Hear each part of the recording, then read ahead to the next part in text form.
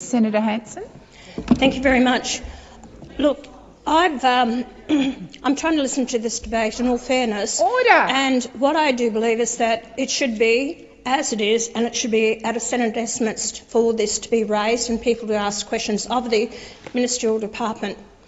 There is grave concerns that is happening. If you want accountability, then you must be responsible to the questions put forward by all political parties or independents of whatever political party they represent. The amount of money that is spent on the Aboriginal Affairs Department is over $30 billion a year. We've got 1,258 Aboriginal corporations that have not reported to ORIC. There is no accountability. We have had corruption, where I've raised in this parliament about a person who has dealt with the aged care who was found to be corrupt. There is not enough accountability. Actually, I attended a meeting with the Minister, Melandiri, and it was supposed to be open discussion there. The Minister hardly spoke at all. It was Pat Turner from the Coalition of the Peaks that actually did all the talking. The Minister couldn't answer the questions. And this is a Minister, I believe, that is not doing her job properly to represent those Aboriginals and drawing in the problems that we have. Closing the gap has been a huge, big issue. What have they done now? Close the gap on only 4 out of 19 issues. We constantly hear about the incarceration. We hear about people who do not attend schooling. We hear about the domestic violence. We hear about the sexual abuse of children. This has been going on for years, not only under this government, but also under the previous government. And I've been speaking about it for the last 30 years. But nothing's changed. Nothing's happening. I come across Aboriginals who are crying out, who want that assistance, want that help. But you're not listening to them. It's all closed shop. You're taking it from the elites. Those people who want to claim that they are Indigenous, really? Are they truly Indigenous? Are they truly representing the true Indigenous people out there? You've got your voice in Parliament here with 11 members of Parliament who claim to be Indigenous, but are you really representing the average Aboriginal out there that lives in remote and regional areas? Are you getting them the funding? Because it doesn't appear that way. Because what's happening, it's getting worse. You have no answers to it. You won't be accountable to the Australian people for the monies that is put into this Aboriginal industry. You have now the activists, although the Australian people have voted against the voice.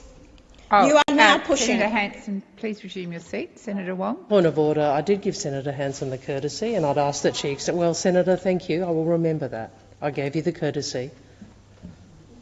Thank you. Thank you. Geez, you really... Order. Senator Hanson, please continue. Senator Hanson, please resume your seat. Order. Order. Order. Senators Wong and Ruston, I've asked you to come to order. Senator Hanson. My concern is for the Aboriginal people. Those kids that are not getting the education, we find that now their education levels is going up to 6 or 7, then they're dropping out. We're not preparing them for the future as well. Why do we pay people? Why did you get rid of the card? That was actually working. But as soon as Labor got in, you got rid of it. Now you've got an organisation, they have not accepted the decision by the Australian people to get rid of the voice. They are now organising to keep that going. You've got treaties, division that's happening in Australia. Why? It's because you won't stand up to and acknowledge the problem that is happening. I've never seen so much division that's happened in Australia since under this government. We never had it before. It's just escalated. And the hatred that is out there, you know, you talk about incarceration.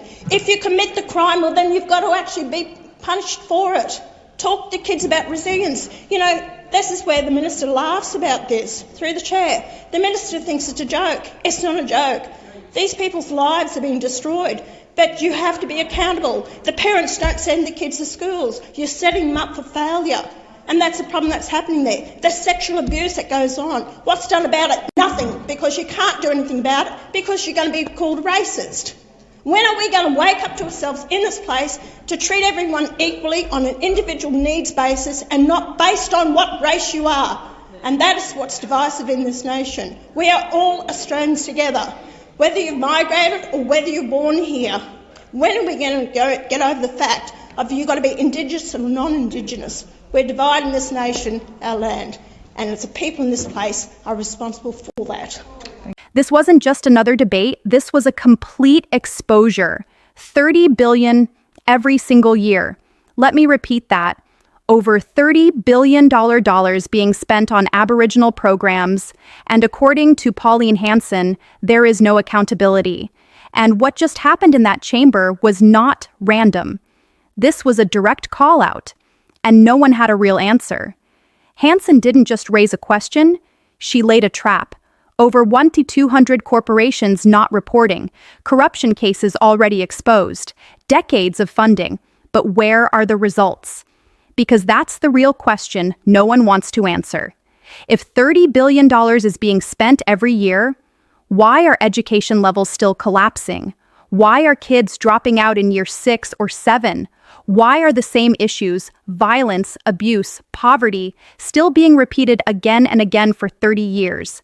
Same money, same promises, same outcome. Nothing changes, and this is where everything starts to fall apart. Because Hanson isn't just talking about money, she's talking about a system that, according to her, has become a closed shop, where decisions are made at the top. But the people on the ground are still struggling. And when she pushed for answers, what happened? Interruptions, point of orders, noise, but still no clear explanation. Because if the system is working, you can defend it.